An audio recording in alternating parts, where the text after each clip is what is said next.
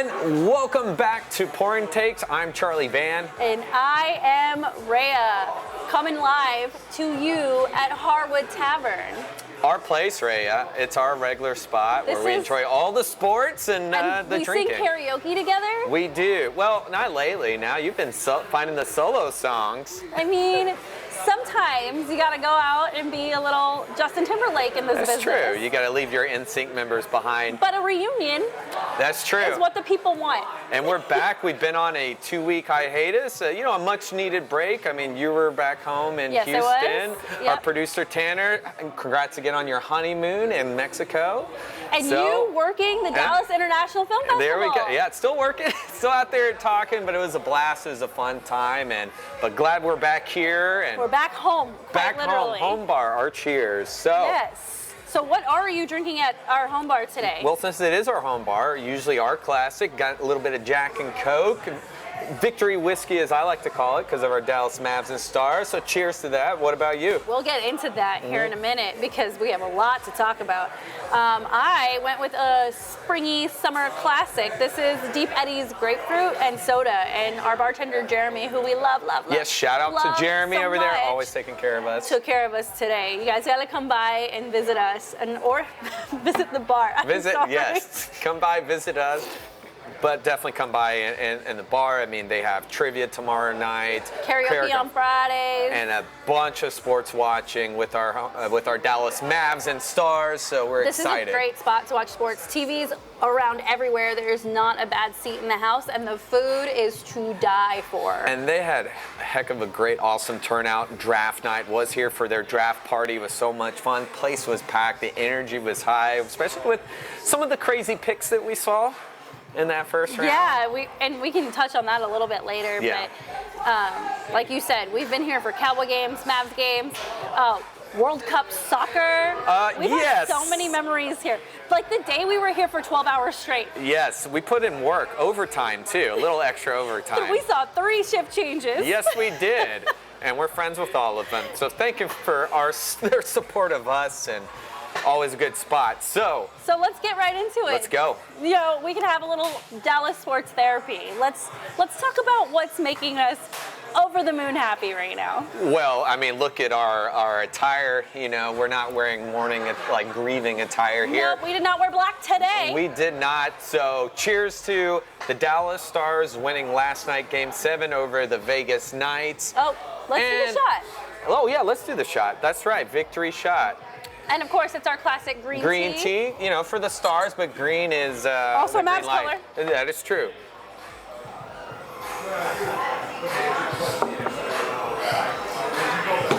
Heck yeah, that is so good. I did not miss my mouth. There you go. Who didn't miss were our Mavs on Friday night, and then the Stars last night. Great to see both of them, pull it through and advance to the second round. Before we get into details. Yeah.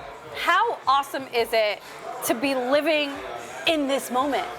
It is very awesome. It is very awesome to be a Dallas sports fan right now, but especially having both these teams. I'm a little upset that the games for this series are on the same night. Oh, I know. It's gonna be really tough. Luckily for me, I have a 2 TV setup at home. There you go. And I actually, when I was in Houston, my parents have like a big 85-inch TV, and so I put the Stars on there, and I put the Mavs on my iPad because I knew the Mavs. I was not worried about the Mavs. Yeah. Game 5 and Game 6, they won Game 5 by 30 points. Mm-hmm. To me, that was it. Mm-hmm. And that's really hard to come back from if you're the Clippers, especially you have this top 3 team in the league in salary between James Harden and Paul George and Kawhi Leonard. Kawhi Leonard didn't even really play in this series. No, he kind of bowed out at the end there. So games 5 and 6, I wasn't worried at all. And then I was on the edge of my seat for all the Stars action. I mean, we can pull up the data on my Apple Watch, and you can see how my heart rate does a bunch of this. Oh, just like when Jeremy walks by. Yes, our heart rate always goes whenever Jeremy, our wonderful bartender, here. Snacks. producer getting all the all snacks. the snacks because the food is good here. The food is really good. Really, really. Oh, yes, those brisket fries. You got to take a good snap of that. I just smell that. It looks so good. Oh, it's one of our favorites. No, I'm right there with you. I mean, I was more nervous in these Stars games, but I kind of I predicted that it was going to there are certain teams you play where you're just going to have to roll up your sleeves. Mm-hmm. The Knights are one of those. They know us so well. They play us so tough. They know our coach so well. They're veterans. I mean, I also they were a little banged up before the playoffs, but they got healthy, and I was like, oh man, let's get down. Yeah, definitely. And I think with the Knights, the fact that they won the Stanley Cup last year, came back and kind of barely made the playoffs. They were in as a wild card team, weren't they? Yeah. We were the top seed in the West. lower seed, but yeah. And I could feel like in those first two games, they came out with that championship intensity. And I looked at my team and being like, are we going to be able to keep up with them? Are we going to be able to hit them enough? Are we going to skate as fast as them? And as the series went on, it looked like Vegas's exhaustion really hit. They couldn't keep up with us. Dallas was definitely getting more shots off, but I think the thing about Vegas is that their goalie play was exceptional. Yeah. Both goalies, Logan Thomas and Aiden Hill. Yeah, Aiden Hill. Absolute studs. Which, I mean, Aiden Hill last year's performance in that Western Conference and Stanley Cup was amazing. And he definitely put himself up there as one of the top goaltenders for sure. Do we want to switch from Stars to Mavs since we're on the Stars? Yeah, just keep talking about the Stars. Okay, let's go. All right, let's do it. I felt like that was a very comfortable transition. Yeah. Excuse our rust for being off for 2 weeks. I mean, the Stars were most recent. They were last night, so let's talk about the recent win. He's complaining about my script. No, you always keep us by the script. No, I mean, which is a good thing because you know me. It's all Dallas sports therapy. It is. Any of these topics can be said in They're any both order. wearing green. That a little too. bit. And they share the American Airlines Center. That is true. So, what the talent the Knights have, and like I said, they got healthy. They are a veteran-stacked team. They're defending champs for a reason. They've been a thorn on our side. Although, interesting note, I think now we're 2-1 against them in the postseason. We beat them in COVID, to go to the Stanley Cup. They beat us last year to go to the Stanley Cup. So now this is our first entry. Still nerve-wracking, but I will say, Rayya, I think what has changed drastically from then and now has been our defense. Yep. And, add in Duchesne, and then add in late Kristanov, and then I will say Ottinger, man, just some of the saves have just been so crazy. I was actually worried about Jake Ottinger in this series, especially going down 0-2 early, and he was really resilient and really mature. The wear and tear from last season caught up with him in a good way. Yeah. He's like, all right, I've been here before. I know what to do. Being out down 0-2, not a big deal. We don't need to change goalies. And I really appreciated Pete DeBoer for sticking to Ottinger because it ended up paying off in the long run.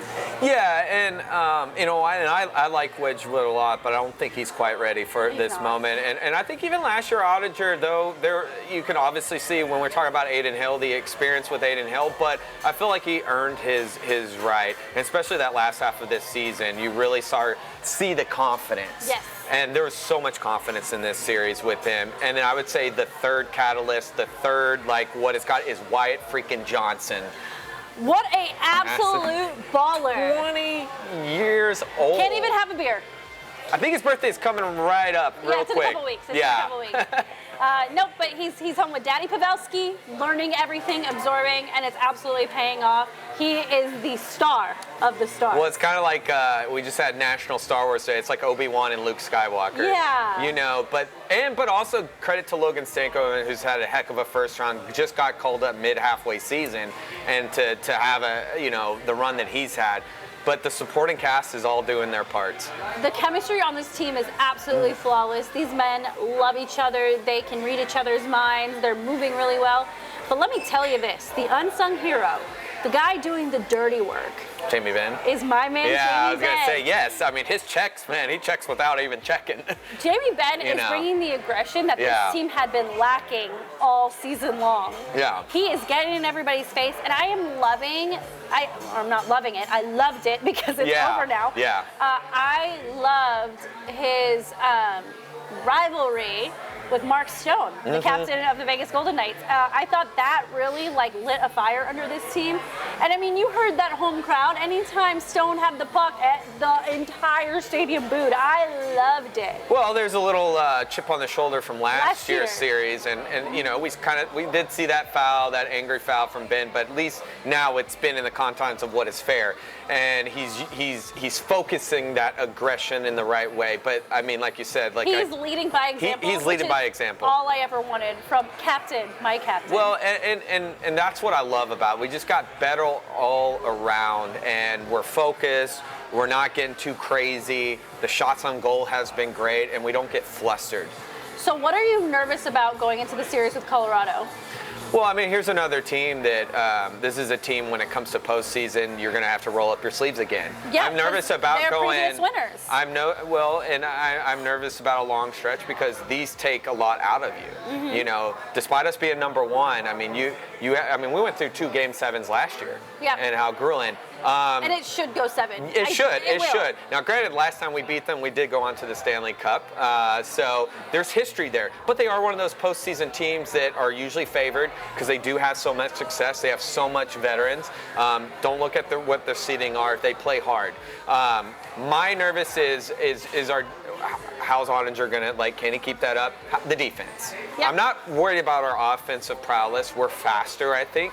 But can the defense keep up? I'm going to say the same thing. If anything, if you watch that, the last 4 games, 3 to 4 games of the Vegas series, I felt like Vegas was constantly on a power play with the amount of shots we were taking, how fast those guys were, and I expect that to carry into the next series. I was going to say season. Nope, next series. Yeah. I do hope that they keep up the aggression. As long as they keep hitting and hurting, they're going to keep winning. Yeah, and once again, that's why you bring in guys like Tanev, and you brought in Duchesne, and we forget to talk about the veteran too, and Suter, who's been a big help too, and Craig Smith in there. Great. So, we just need them to keep doing what they're doing because it's going to be the same style matchup, almost somewhat a mirror, although I think an Avalanche offense is slightly a little better than the Knights, but the goalie action is going to be interesting. So I would just say just keep doing what you're doing, but if we don't, that's going to be the fear. But I think it's going to be another barn burner. But at least we get to start it here, I was about to say, Game 1 in Dallas tomorrow night, 8:30 p.m. Oh, I'm so excited. We will be recapping everything along the way. We are going to make this fun for us as well as you guys. I'm looking forward to it. And while we're here, let's switch over back to the Mavs. All right. Speaking of ballers, boom. Drink. Yes. Mavs won their Game 6 last week. Friday night. Yeah. And I saw a lot of growth. I saw a lot of chemistry. Saw a lot of love in this team. They're playing at a level that we have been waiting all regular season for. Yeah, well, they're playing at the standard expectations we expect with this kind of talent if they can click right with Luka. And he was sick, Yeah, Actually, 2 games. Kid looked like nasally the other day. I mean, that's what's going to happen. Yeah. The bug goes through the whole Bugs team. go around. The weather changes. Living in Dallas is hard. Yeah. And then they got Kid, everything. Yep. But the way they played in a must win, because I mean, even though maybe I could see them close out 7, you need to put the hammer down. Like you said, the morale of the Clippers are down after that Game 5, and it rained Friday, and they rained those points on Friday. Drink. The phrase is they made it rain on Friday. Thank you. Come on. No, I mean, I was so happy that they finally presented what I thought they could be. Yeah, and I think the cool thing we are getting to see in this playoff run with the Mavericks is you're seeing the load being taken off of Luka. You think about that Game 6. That Game 6 was pretty tight in the first half, and Luka had 25, I want to say, at halftime. Kyrie had 2. Yeah. But guess what? Kyrie had 28 in the second half. His shots. he is this team's closer, and I think Luka is totally okay with that. I think Luka is perfectly happy deferring to Kyrie in those clutch moments, and Kyrie is his best self in those moments. He is, and he's so happy. I mean, his post-media comments, you can tell he loves being in Dallas. He loves this team. A happy Kyrie is just as great as a happy Luka, and they complement each other. Where some thought this might not work out, it has worked out so much well. You want to talk about the balance between Kyrie and Luka? You think about, I want to say it was either game 2 or game 3, where the Mavs were down big, and it was Kyrie. They lost, but it was Kyrie on the bench just riling everybody up. That's not a Luka thing. No. And it's so nice to have that, 1, veteran presence, 2, someone who has been deep in the playoffs, and 3, someone who, can see the court, play point guard if needed or whatever. Like, he is your leader. Luka is your star, but Kyrie is your leader. Yeah, and we said this on several episodes ago, like, Luka is still young. I don't think we need to, make him already into leader. It took time for Dirk to become that leader. It takes time. Kyrie's 33, 32. So, yeah, he's my age. Yeah, so he's had the veteran miles, and he knows what it takes. And we said he's the perfect person to be in Luka's ear too, and tell him what needs to be, like in the sense of that guidance. And Luka will turn to him, because you saw how happy Luka was when we signed him. You know. But even how happy they are on the court together, Luka's just so much more comfortable. This is the Luka I love. This is Slovenian Luka. Yeah. Well, and also I think a couple other presents too, Gafford and Washington. But then having a rookie also like Lively come in and just right from the get-go become his star. How much do you love PJ Washington? Oh yeah, he stands his ground. He's just like standing on business. He may get a temporary statue just doing that here in Dallas. They could be put it on a poster. I know. I mean, that's what you want, but you want that aggression. You want that attitude that we kind of not saw a lot this season or petered out here and there. You want it right now. This is a fired-up Mavs team. And look, we do have to give credit to Jason Kidd, even though he doesn't have the high energy we expect him, but he has shown he knows what he's doing. He has this team together. I actually got asked yesterday with Jason Kidd signing his extension yes, today. by the way, cheers to J. Kidd. Some people may feel different. I was wrong. But I feel like if you would have asked in February, I'd be like, let's see if we make the play-in and see. And I think even with a play-in, I would have been like, I don't know, we made the play-in. But the fact that we shot to 5 and how well we've played against a rival, like we just talked about the Knights, I mean, the Clippers, who play us tough, I'm like, yes, let's do it. I'm going to say this. Somebody asked me yesterday, he was like, all right, I know you're not the biggest fan of Jason Kidd. You've said X, Y, Z over the last year about how awful of a coach he is. Why are you happy about this extension? And I said, the Mavs made the right moves to put Luka in a better position. My fear was that Luka is going to leave when this contract is up, or Luka's going to demand a trade because Jason Kidd wasn't putting together the right rotations.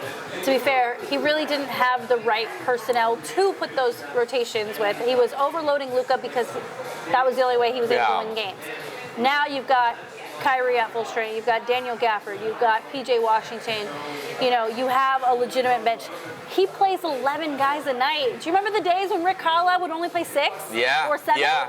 And I mean, and this is why you're seeing a healthier Luka too, compared to less pressure on it, and a healthier Kyrie, to be honest too. Where last year that wasn't the case. I mean, actually, the beginning of the season that wasn't the case, but.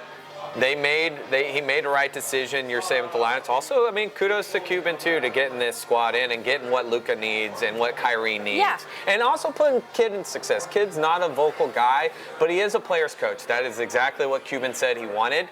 And he works well with Luka, and it's what makes Luka happy. So you think the Mavs paid Jason Kidd because they didn't want him in LA? I don't think it's exactly that. I mean, I think who's gonna work well with Luka, right? I think Kyrie can go with whoever as far, but who's gonna make Luka? We both said Coach Mosley it's his favorite. Obviously, he's doing great things in Orlando, but he was a great players coach, and so we know that Carlisle style did not work well with Luka. So Kidd knows it. I always said Kidd was kind of that original Luka a little bit when he was 19, so he understands. Okay, one more wild question for you. say everything goes the way we want it to. We got the Mavs in the finals. How wild would it be if the Pacers were playing the Mavs in the finals? That'd be a great story. Carlisle versus his old team. Yep. And his old player. Yep. You know, that would be great. I mean, stylistically, that's a fun matchup. It would be. Halbert, like it's going to be great if that could happen. But And they they're got both lower or higher seeds. Yeah, we've seen it in football. Yeah, I was gonna say, we'll see how this. We saw it in shakes baseball out. last year, Rangers and Diamondbacks, exactly. 2 exactly. wildcard teams. So anything's possible. That'd be a great storyline. So it's really interesting that we're about to go up against Oklahoma City. Game also tomorrow at 8:30. Yeah. Good luck to all of you Yes. Mavs and Stars fans. Believe me, we are feeling your pain. Oklahoma is a really young, fast, exciting squad. What do the Mavericks need to do to tame the young boys? Well, I think they need to control the game right from the get-go, control the pace, use your veteran status. They are, like you said, Thunder are a lot younger. It reminds me of when the Thunder played the Mavs in 2011, and we're the more veteran team. We do have some young guys, but, it's Kyrie and Luka, right? And if they both show up, that's definitely a lot better than what the Thunder. Don't get me wrong, Shai's a great player. Shai's great. Shai's great, but when you look at the personnel, this is where where we're talking about kid being smart with your rotation and how you're handling. Well, now that we have the big men, and prayers out to Maxi Kleba for the AC joint. But we do have the size. Yeah. I think we need to play major bully ball on these guys. They need to feel the pressure of the playoffs. A lot of people didn't think Oklahoma City would get out of the first round, and yes, they swept. I don't even know who they played, honestly. I don't remember who got the 8 seed.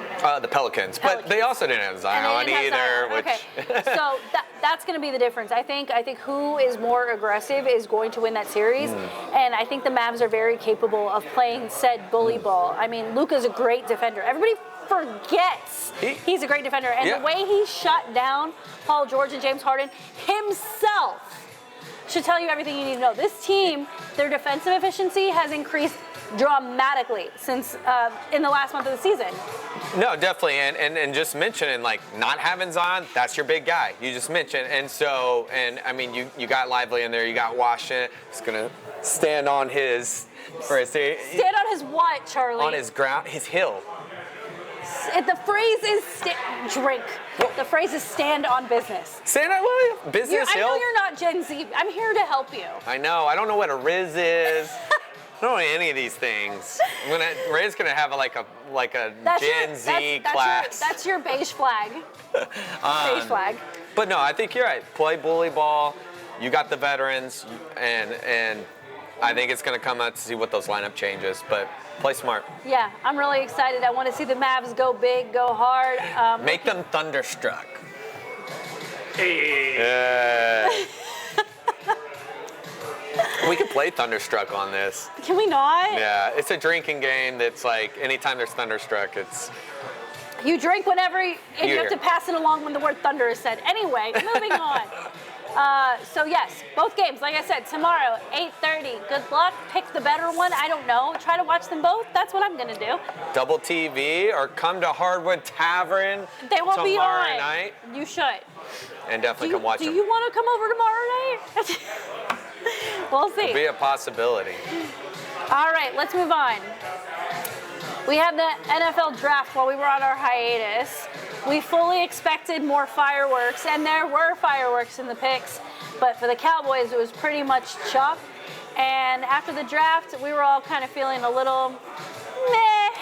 Well, I'll say this, actually, a lot of the experts gave us an A for what we needed, except for, I'm not talking about the experts. I'm talking about us. I'm fine with minus the one thing I wanted, what I think we needed, and we gave up a 4th round and could have had said players, is a running back. I'm fine with who they went with in the first. I understand that. But it's especially now that they declined Trey Lance's 5th-year option, then what was that giving up 4th for? When you could have had a Braylon Allen, a fast power back, or a Bucky Irving out of Oregon. I'm fine with the defensive. We needed those, but I kind of felt and I don't know if you felt this way, when they didn't get Jonathan Brooks went early, that was it on the running back scale. Yep, that's exactly how I felt, and that's probably why they signed Zeke. Yeah, well, and they were already, I didn't had a problem with them doing the Zeke either, but you still could have had that rookie. You only have Zeke 1 year. I know. Who's our speed guy? Look, Rico down? He's like Zeke. He's that small power back. Who's the bullet? Like what we had with Pollard before. What's his fucking name? Vaughn? Deuce Vaughn. He Yep. get under. I mean, I love Deuce. Actually, maybe Nathaniel Pete done. You know, he ran a 4.3 on his pro day. He was undrafted, but Mizzou. I don't know. I was at the Star for as long as I could stay awake. I know. When I found out that we traded back from 24 to 29, I was pretty disappointed. There were a lot of good players available at 21. I understand why they did it. I will live with it, but a part of me wanted the corner that the Eagles drafted. What's his name? Well, we needed Cooper DeJean. Yeah, but we needed O-line like stat, and I think Charlie, they needed everything. They could have drafted literally anybody outside of the quarterback position because Dak is my life, and it would have been a good pick. I wanted to feel like Jerry had something legitimate up his sleeve to make me feel better about this offseason outside of the Zeke signing, which I'm still 50-50 on, by the way. I'll play to that. I think the draft was okay, but you still need veterans here. We have veterans. No, I mean, but we did lose some, and like, okay, but like, who is? I mean, outside of Zeke, who do we got that's that speed on the defense? I mean, you've lost a couple of veterans. Who's that CB? That's really outside of if Diggs go. If it's Diggs gonna be down. Deron Bland and fucking Diggs. Sorry. No, that's. That kind of sound. Anyway, Diggs. Diggs and Deron Bland are gonna play your CB 1 and 2. They're moving Deron out of the slot. It is what it is. Yeah, which By is not gonna be re-signing tough. Gilmore, And that's my thing. It's like I would rather have a veteran in that spot like a Gilmore because we saw I like Bland. I would have so rather drafted a rookie corner over putting Deron Bland in that proper CB spot. That's not the spot. Well, they went way down on the rookie corner, like a little bit further down. No, but you know what I'm saying. Yeah, I get it. But we knew that we're going to go O-line first. We knew that with losing Tyron Smith and Biotish. I understand with losing Biotish. Tyron Smith, we play like 6 games a year with him. I ain't worried about it. But that's the thing right now. We really don't have a center. I mean, Cooper Beebe's ceiling is very high, but he's going to be your eventual Zach Martin. Yeah. So we may be looking at Blake Hoffman backup or TJ Bass, who did take some snaps. Yes, Look okay. He did. Yeah. We have more versatile. I think Grant Barton would have been the best out of Duke or Jackson out of Oregon, but we'll see. I'm more in the running back situation there. Yeah, we will see. But we're going to bring on our friend Jason in a couple weeks, and we will talk all things Cowboys draft, rosters, salary cap, trades, acquisitions, all of that coming soon. NFL schedule drops sometime in May, probably in 2 weeks. We will see. Yes. But in the meantime, let's get to the Rangers real quick. So we've had about a month of baseball. How do you feel about how we're looking? Currently, we're second in the West, half a game back from Seattle. Stats look pretty mediocre, average, which is kind of where you'd want to be at this point. But you said it best. What did you tell me when I walked in today? We are so hurt. We are hurting. We are hurt, but we're also making do with what we got too. And I think last year we got so spoiled because we came out of the gates on fire, minus the one injury in DeGrom. But I've kind of learned to trust the Bochy process because some of the guys that we've called up, I mean, Josh Smith is having a heck of a season so far. Great. 26 years old. But the injuries do concern. Wyatt Langford's out right now, 3 to 4 weeks on IL. Nathan Evaldi is on like a 15-day. Josh Young still out? Yeah, still out. He'll be out like 2 months. So the injuries are concerning, but we're, like you said, we're second in West, so we're at least holding court while we can. Yeah, and I think, like I said, just keeping a stable balance, staying around that 500, we're at 19 and 16 right now, is going to be really good for us. I actually went to the Rangers and Reds a couple weeks ago, and they were down like 8-1 in the 7th, and so I left. But I went to Texas Live, found out they cut the lead down to 4, and that's where it ended. Yeah. But there's still a lot of fight in this team. They are 7th overall in batting average, which is outstanding. 6th overall in RBIs, and you're worried about pitching a little bit, but they're only 11th in ERA, so they're not in a bad position when you look at everything at 10,000 feet, as we say in the corporate world. No, yeah. I mean, they're like I said, they're holding steady. We will get Scherzer back. DeGrom, I think, is like July. So we're going to have some guys back, and we'll have Josh by probably July. Yeah, I like a good reload. Yeah, I mean, like I said, like we came out of the gates hot, which we normally are known to do, and then fizzle out. I'd rather have the steady, get healthy, and then really it's after the All-Star, which is that spurt. Speaking of which, are we going to go to All-Star weekend? I want to go to All-Star. I'm thinking about getting tickets to the home run derby. Yeah, I want to go. Yeah, I mean, Adalis is coming. He's gonna. He wants that title. They got to put one of them in there, and I'm hoping it's Adalis, but we will see. Anything else?